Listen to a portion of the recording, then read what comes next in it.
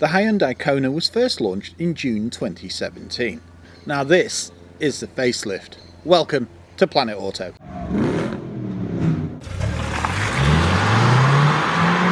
Believe it or not, the Kona's now been out around 5 years. Let's face it, it does look pretty futuristic. Now you can get a Kona for a rather affordable price, just over £21,000. The model we've got is a hybrid. It's around 50 to the gallon. Under the bonnet we've got the Kappa 1.6 litre and has an electric motor, and that's linked to a 1.5 kilowatt per hour battery, coupled to the 6-speed DCi. And our model retails for around £27,000.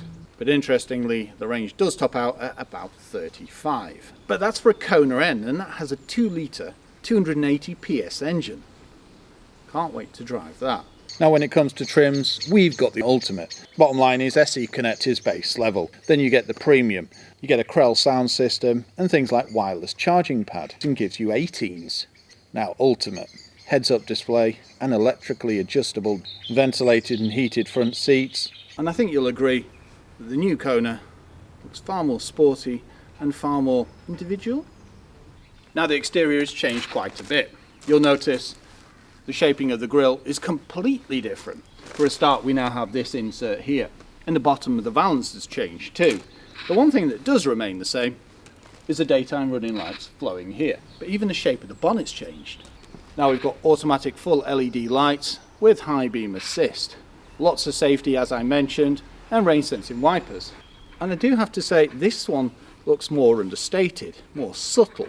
Now if you go for a vehicle like the Kona N, then you end up with like venting here and a completely different exterior. Yes, it's a bare bones of the same car, but underneath, no. It's got some sporty aspects, the colour schemes and these vents here. And they do actually go through to the wheels. I'm a fan of these little lights, baby fogs, driving lights, whatever you want to call them. And you'll be happy to know you've got front parking sensors. Now, it wouldn't be a Kona without some plastic cladding, and that gives it a nice off-roady look. We've got 18-inch wheels with primacy tyres. And it's not the highest profile and it's not the lowest, meaning it's good on-road and off-road. Yeah, there is only a 2-wheel drive. But with a raised ride height, you can be a little more adventurous than you would be in, say, a saloon or a hatch. Power folding door mirrors, blind spot detection. The satin styling that you see at the front is continued down the side. And you've got these, I suppose they're like side skirts. I suppose the most interesting aspect about this vehicle to me is the fact that it's not two-tone. Every SUV we've seen lately has been two-tone. It's quite refreshing to see one that's completely red. And not the biggest sunroof in the world, but it does do the job. I'm a real fan of these stealthy roof bars and also the black accents. Black and red, that's always going to work, isn't it? The privacy glass, the surround around the window. It's interesting to see a vehicle with no chrome, to be honest. But this accent, it just looks cool. And I suppose that's the thing about the Kona. So it's practical SUV, but it's still kept its sporty element. And to top it off, you've got discs all round with vented at the front. Now the rear. The body remains the same, and some of the rear's characteristics have changed. For a start, we've got a new bumper with new styling, and we have that satin finish. You've got rear LEDs, parking sensors, and a reversing camera. And I always love a sporty rear spoiler. And finally, a shark fin aerial. Now one thing I have noticed, and this is different to the Tucson, is the fact that the Hyundai badge is actually centered. We don't have a tow bar, do we? Well actually, we do. But we'll take a look at that when we look at the boot. Oh, I almost forgot. This is a classic hybrid, meaning no charging. It just charges whilst it drives. The release latch is here, just pulled towards. Now no struts. That's quite interesting. I thought there'd be some on this, but nevertheless, there's your engine block. So a hybrid powertrain, 1.6 engine with an electric motor and battery. Decent ride height and keyless entry. Door opens nice and wide, and immediately you can see that this is the ultimate by things like the fully electric seat. Height adjustment on both, but only electronic lumbar on the drivers. Now the way it's been designed is, it's not really what you call premium when it comes up here. It's a hard plastic and it's pretty sturdy, but that means it's easy to clean. You do have a padded area here. Climbing in, well, simplicity, but no grab handle. The thing I found about on the road trip with this vehicle is it's just easy to drive. You can just jump in and everything pretty much is one click on a button. Even cruise control, and it is adaptive. Now, I was a little bit cruel when I said no premium materials per se. Where the Kona excels is things like heads-up display, heated steering wheel, great switchgear, and strong build quality. We've also got heated seats and ventilated seats.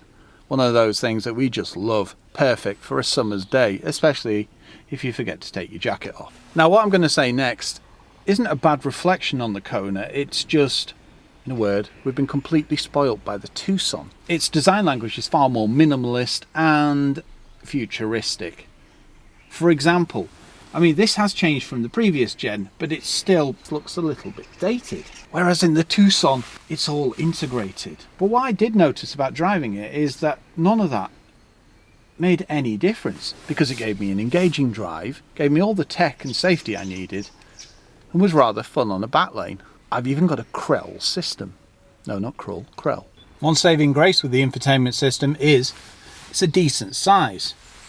Rotaries and shortcut buttons. It's got Apple CarPlay, Android Auto. You even get navigation, and you can set some of the car's settings. It works rather fast, it's responsive, and it's simplicity to use. Retro vents, rotary dials, and as I mentioned, some great feeling switchgear. Cluster, nice and straightforward. You can see when it's charging, you can see when it's recouping. It doesn't seem to have regen per se. It might slow down ever so slightly, but it's nothing to write home about. Everything does feel good to the touch. This is soft, but this is hard. And yeah, solid plastics down here. Digital screen for your air conditioning, and buttons down here. That's the thing. As soon as I got in, I was like, oh, no heated seats. And then thought, well, just look down, and there they are. Your electric, your heated, your ventilated driver's seat and passenger seat. Well, they're comfortable, they're perforated, and they look the part. The other thing is, they're kind of understated. Even the stitching matches the leather colour. Okay, it's not leather. Room-wise, decent leg room, footrest down here, and headroom. Well, it's ample. I'm 6'3", so I'm happy. The seats are supportive, they're comfortable, and on a decent journey, they feel great. And the steering wheel feels great, and it gets nice and toasty. Now you'll notice this is automatic, it's 6-speed, and it's DCT. And yes, we do have a sport mode. Knock it right. You'll see more of that in the driving section. I know I keep harping on about the driving section, but that's what really appealed to me in this. Also, as we have the Ultimate, we have a heads-up display. Displays your cruise control, distance from the car in front, and your road sign recognition. Storage. So you've got the cup holders here, but you've got an extra place for a smartphone and your electronic handbrake with hill start assist. And yes, that is a wireless charging pad. Since getting my iPhone 12, it's amazing how many times I use one of those, and it just makes things really easy. USB, 12 volt socket, and nice little storage area here. Glove box, well, it's taken up by the manual. No change there then. And what vehicle wouldn't be complete without sunglasses storage? Auto dimming mirror.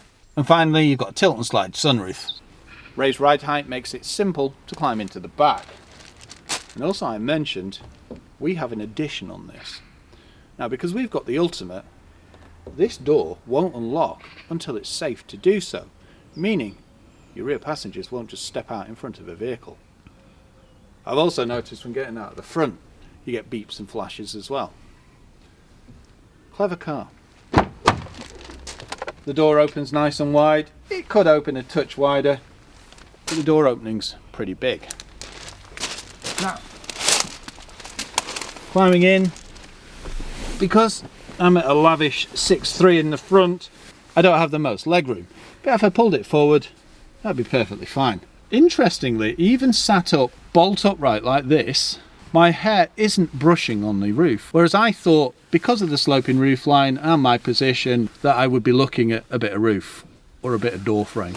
But no, decent door bin and Krell audio. Very solid. Good quality, but it would have been nice to see this a little more lit up. But a light headliner, and look, a rear light. The seats are comfortable, perforated like the front. And that's the thing about this vehicle, it does match the front. So many vehicles don't. Pull down armrest, 2 cup holders. And look, a reduced transmission tunnel. Perfect for storing things. USB, mini storage pot here.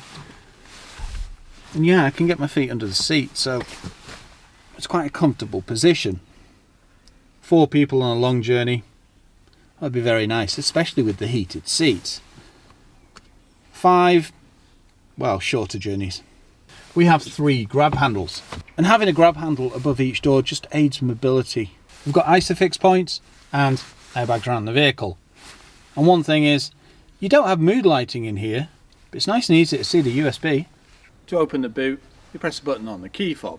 Bear in mind, because it's got keyless entry, if you've got the key on your person, you'll be able to just come up and press a button anyway, and it will automatically unlock.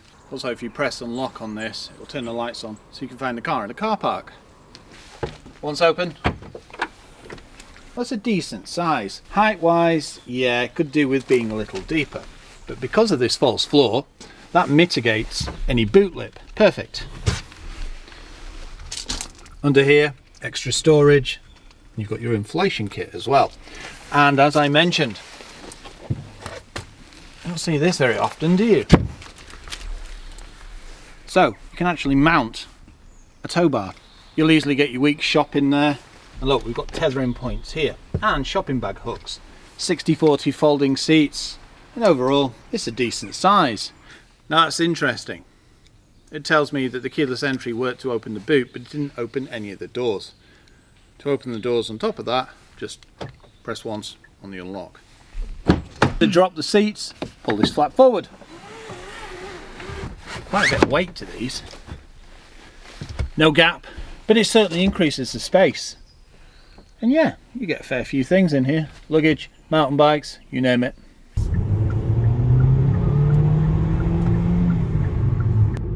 Nippy. Makes a bit of noise, but it's bound to. It's a hybrid. Feel the power though. We've got automatic lights, they're LED. And the low throw seems to be pretty good too. It feels well planted. First impressions, pretty damn good. Yeah, you've got the hard plastics. And I do love the exterior styling. And I've just noticed we've got adaptive cruise. Yeah, it's pretty damn cool. And it's really simple to see when it's charging, like now, and when I'm flooring it. Invariably that kicks the engine in, getting 49.6 to the gallon. It's got a lot of mod cons this. Got lane keep assist, adaptive, and the auto headlamps. It's amazing how many people have actually flashed me to say drop your beam, and I'm like, I am on my low beam. It's just that good. I've just found a rather fun feature. Transform. Whoa. Yeah man, we now have a rev counter and red. Sweet. Decent lights on the back road, and I've noticed that the lights are fast, going from high beam to low beam. So it's rather responsive. And I did notice when driving on the motorway then, the lane keep assist, it just gently glides you around those little corners, and it's a rather intuitive system. Whoa, it's got some pull, this thing. And we're on our way to Genesis. Flooring it off from the lights. Yeah. It's way worse than it was yesterday. But it still feels nicely planted. You can feel a little bit of buffer pig, as Annabelle would call it. You can't really hear it very much, can you? It's very refined in here. It's amazing how grounded this feels though. Look at us, I mean look at the wagon. It's blowing all over the shop. And us, we're just Nice and planted. considering its ride height and the height of the vehicle, it's staying well planted, it really is. So the fact that they can drive like this in adverse weather conditions really is a strength. Yeah, it speaks My word. volumes, doesn't it? So the warning system is very intuitive and lets you know exactly what's going on. Not bad in eco mode. No, it's very peppy. Put it in sport though. The thing is, at no point did that feel dangerous. No. I feel it slipping a little bit, but it's slushy snow with ice. And it comes with the territory. The vehicle just cut through it. Now we're on this road. Believe it or not, travelling at this speed, we're actually ever so slightly charging.